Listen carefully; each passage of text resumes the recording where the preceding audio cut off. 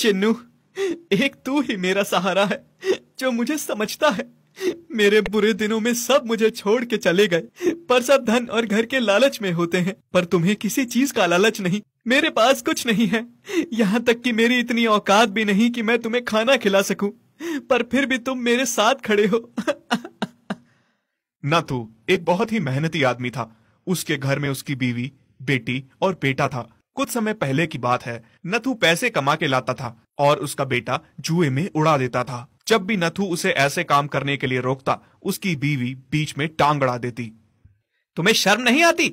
इतने बड़े हो गए हो, मेरे साथ काम करने में हाथ बटाने के बजाय तुम जुआ खेलते हो दिन रात। जो कुछ मैं कमाता हूँ उसे भी उड़ा देते हो।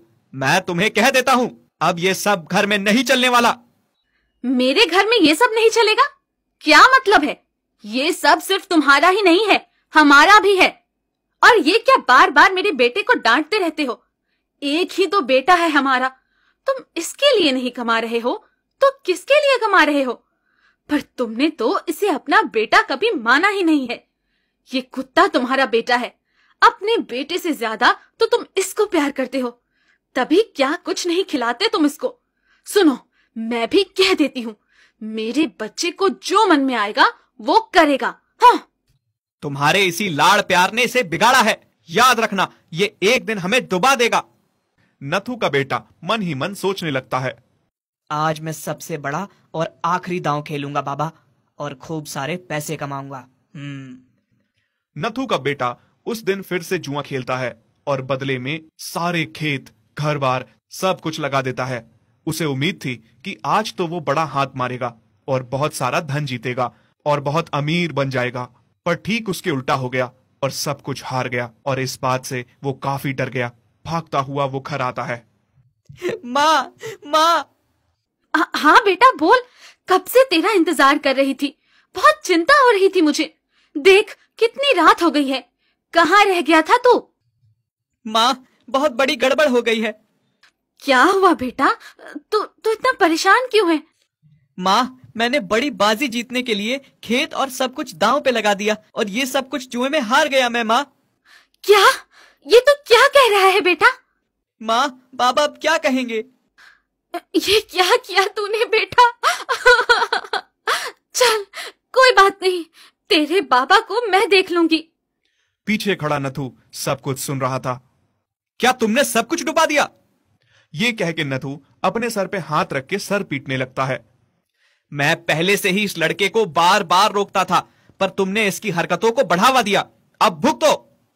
उसी समय 4-5 गुंडे हाथ में डंडा और बंदूक लेकर खड़े हो गए और उनसे कहने लगे, चलो चलो, घर खाली करो जल्दी से, ये सब अब हमारे मालिक का है। भाई साहब, हम कहां जाएंगे? रहम करो हम पे, मत छीनो ये हमसे। चलो चलो, निकलो यहां से। ये सब पहले अपने बेटे को समझाना था, जिसने जुए में सब कुछ लगा दिया। माँ, अब हम कहाँ जाएंगे? मेरे बच्चों, तुम घबराओ मत, हम तुम्हारी नानी के घर जाएंगे। माँ, पिताजी भी हमारे साथ जाएंगे? हाँ, उनको साथ लेकर क्या करना? तुम्हारा बाप अब किसी काम का नहीं रहा, न पैसा न घर बार, कुछ नहीं रहा। फ्री का थोड़े पालना उसको अपने मायके में, रहे अपने कुत्ते के साथ, जहां मर्जी वहां। ये सुनकर नथु को बहुत दुख हुआ और वो सोच रहा था कि जब तक उसके पास सब कुछ था, सब उसके पास थे। जैसे ही सब खत्म हुआ, सब छोड़ के चल दिए बिना उसके बारे में सोचे।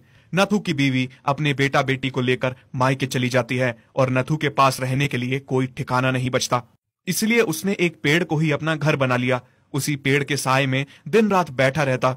जहां सबने नथु को छोड़ दिया था, वही चिन्नू उसके हमेशा साथ रहने लगा। जहां मालिक जाता, पीछे पीछे वो भी चल पड़ता। नथु चिन्नू के सर पे हाथ फेरते हुए कहता है, चिन्नू, मैं सोच रहा हूँ कि मैं नए सिरे से काम शुरू करूँ। शहर में मेरे जो नए सेठ है ना, उनसे कुछ पैसे उधार लेता हूँ। उनसे मेरी अच्छी बनती भी है, शायद वो मेरी मदद कर दें। अगले दिन नथु चिन्नू को साथ लेकर सेठ के पास जाता है और सेठ को सारी बात समझाता है। सेठ जी, अगर आप मेरी मदद करेंगे तो मैं आपका उपकार कभी नहीं भूलूंगा। और सेठ जी, जल्द से जल्द मैं आपको सारे पैसे वापस दे दूंगा। ठीक है नथु, पैसे तो मैं तुम्हें दे दूंगा, पर एक शर्त पे। शर्त? कैसी शर्त? मुझे तुम्हारा ये कुत्ता बहुत पसंद